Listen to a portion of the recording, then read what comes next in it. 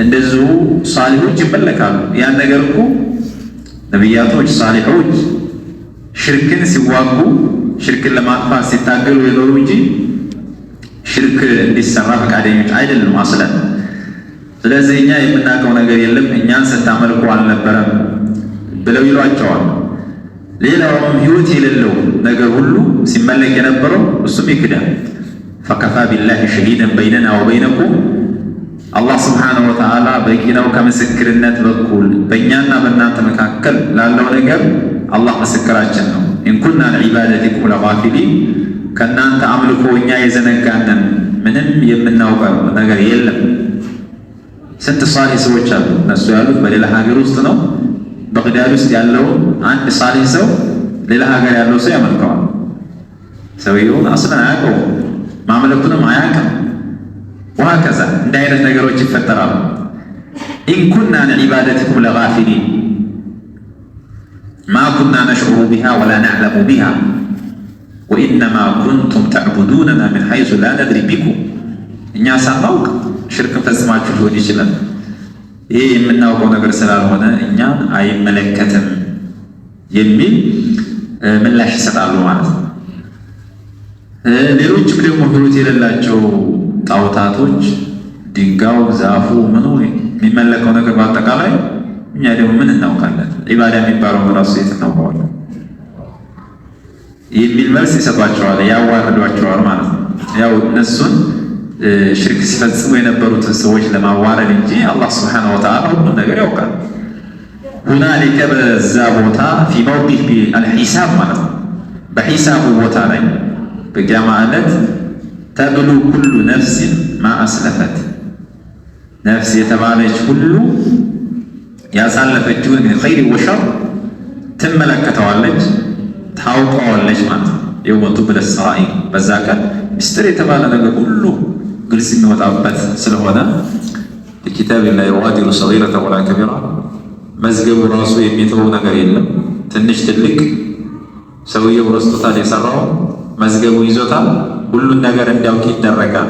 ዩነበኡ ኢንሳኑ የውመኢዚን ቢማ ቀደመ ወአኸር በዝርዝር ይነገረዋል። ይሄን ፈጽመሃል ተብሎ እሱም ያውቃል። ወይም ሁናሊከ ተትሉ ኩሉ ነፍሲን ማ አስለፈት ተብሎም ተቀምጧል።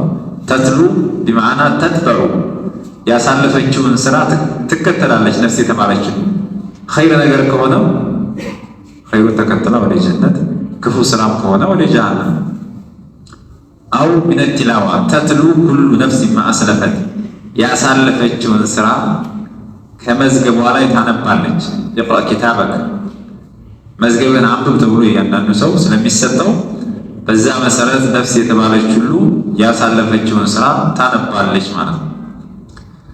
ወሩዱ ኢለላሂ መውላሁሙል ሐቅ ሐቅ ወደ ሆነው ጌታቸው ወደ አላህ ስብሓነሁ ወተዓላ ይመለሳሉ። መጨረሻው ወደ እሱ ነው የሚመለሰው።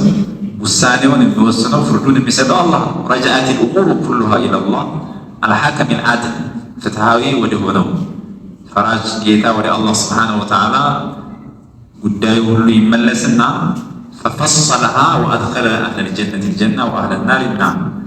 አላህ ስብሓነሁ ወተዓላ ነገሮችን ሁሉ በዝርዝር አስረድቶና ነግሮ ጀነት የሚገባውን ወደ ጀነት፣ ወደ ጀሃነም የሚወርደውንም እንደዛው ውሳኔውን ይወስናል። ወضل عنهم ما كانوا يفترون ሙሽሪኮች ዱንያ ላይ ከአላህ ውጪ ሲያመልኩ የነበሩ ሰዎች ያ ሲቀጥፉበት የነበረው ነገር በአጠቃላይ ይጠፋል ማለት ነው። የት እንዳሉ ራሱ ቦታቸው አይታወቅም። ሲመለኩ የነበሩት እንኳን ሊደርሱላቸው እንኳን ከቅጣት ሊያድኗቸው እንኳን ሊያስታርቋቸው የሉም። ضل ذهب عن المشركين آلهتهم قل ብለህ በል አለ አላህ። ይሄ احتجاج على المشركين باعترافهم بوحدانيته وربوبيته على وحدانية الإله ሙሽሪኮች ሽርክን እየፈጸሙ አላህ ስብሓነሁ ወተዓላ ፈጣሪ እንደሆነ ደግሞ ያውቃሉ፣ ብቸኛ ጌታ እንደሆነ ያውቃሉ። ስለዚህ ያንን የሚያውቁትን ነገር በጥያቄ መልክ አቅርብላቸውና ይሄ ራሱ በዒባዳ እሱን መነጠል እንዳለባቸው ሁጃ ስለሚሆንባቸው ጠይቃቸው። እስኪ መን የርዙቁኩም ሚነ ሰማይ ወልአርድ መን ዘ ለዚ ዩንዚሉ ሚነ ሰማይ መዐል መጠር ከሰማይ ዝናብን የሚያዘንበው ማን ነው? ከዛም ምድር ላይ አርፎ ምድርን ሰንጥቆ የሚወጣውን በቃይ ከምድር የሚያወጣው ማን ነው? እንግዲህ ርዚቁ ፊ ሰማይ ሪዝቁ እንዳለው አላህ ከሰማይ ዝናብ ወርዶ ምድር ላይ አርፎ የሰው ልጆች ሲሳያቸውን ያገኛሉ። ይህን ማን ነው የሚያደርገው አላቸው። አመን የምሊኩ ሰምዐ ወልአብሳር የምታዩባቸውን አይኖች የምትሰሙባቸውን ጆሮዎችስ ማን ነው የፈጠረውና ከዛስ የሚቆጣጠረው ባለቤቱ ማን ነው? አላህ ብዙ የሰውነት ክፍሎችን ሰጥቷል። ነገር ግን ከዛ መካከል ጆሮዎችንና አይኖችን ለይቶ ነው የተናገረው። እነዚህ ጥቅማቸው በጣም የጎላ ስለሆነ ኒዕማቸው በጣም ከባድ ስለሆነ እንጂ ሌሎችም የሰውነት ክፍሎች ሁሎችም ጸጋዎች ናቸው። የምንናገርበት ምላስ አለ፣ እግራችን፣ እጃችን አለ፣ ሌሎችም ኒዕማዎች አሉ። ግን ሐሰቱ ሰምዒ ወልበሰር የጆሮና የዓይን ኒዕማ በጣም ከበድ ያለ ስለሆነ እነሱን ለየት አድርጎ የጠቀሳቸው። ወመን ዩኽሪጁል ሐየ ሚነል መይት ሙት ከሆነ ነገርስ ሕያው የሆነ ነገር ማን ነው የሚያወጣው? ከመንይ የሰው ልጅ የፈጠረው ማን ነው? ከዛች ምድር ላይ ደረቅ ዘለላ ወይም እህል አንድ ገበሬ ከዘራት በኋላ ከሷ ውስጥ ምን ይወጣል? ህይወት ያለው ማለት የሚያድግ የሚጨምር በቃኝ አረንጓዴ። ያን ማን ነው እንደዛ ያደረገው? እንደዚሁ ከእንቁላሎች ውስጥ ህይወት ያለው ዶሮ ይወጣል። ይህን ማን ነው ያደረገው በላቸው። ወዩኽሪጁል መይተ ሚነል ሐይ ሕያው ከሆነ ነገር ደግሞ ሞትን አላህ ሱብሓነሁ ወተዓላ ደግሞ ያስገኛል።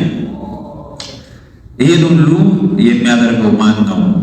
ወመን ዩደብቢሩል አምር ነገራትን ሁሉ የሚያስተናብረው ይሄ ጥቅል ነገር ነው። እስካሁን የተዘረዘሩትም ሌሎች ነገሮች ይካተቱበታል። መን ቢየዲሂ መለኩቱ ኩሊ ሸይ የሁሉም ነገር ስልጣኑ በእጁ የሆነው ጌታ ማን ነው?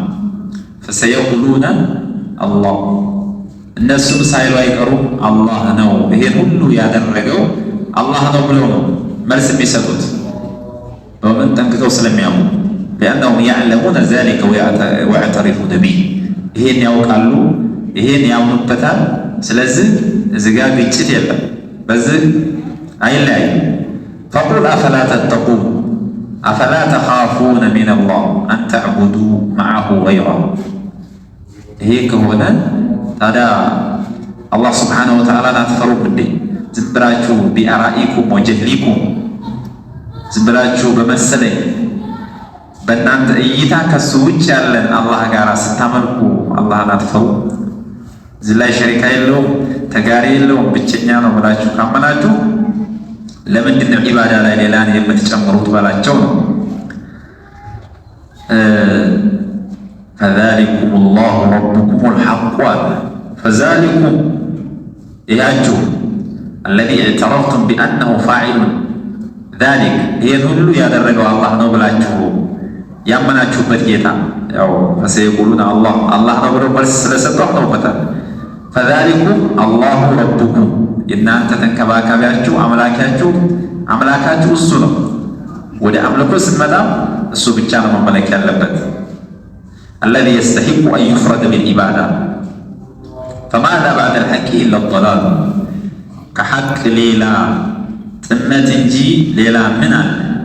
ስለዚህ ሐቁ እሱን ብቻ ማምለክ ከሆነ ከሱ ውጭ የሚመለኩ ነገሮች በአጠቃላይ ኩሉ ማዕቡድን ሲወላህ ዶላሉን ወባጢሉን ጥመት ነው።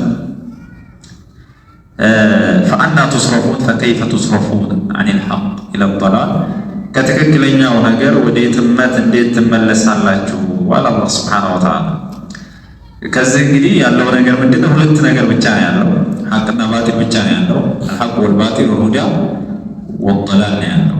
ሁለቱ ደግሞ ነቂድ ናቸው፣ ተቃራኒ ነገሮች ናቸው። በአንድ ላይ መሰባሰብ የማይችሉ ነገሮች ናቸው። ከሌሊ ወነሃር ሌሊና ቀን አንድ ላይ እንደማይሆን ሁሉ ሽርክና ተውሂድ አንድ ላይ መሆን አይችልም፣ አይሰባሰብም።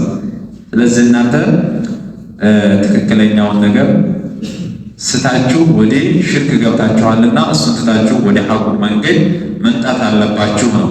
ከዛሊከ ሐቀት ከሊመቱ ረቢክ እንደዚሁ የጌታ ንግግር ተረጋገጠች።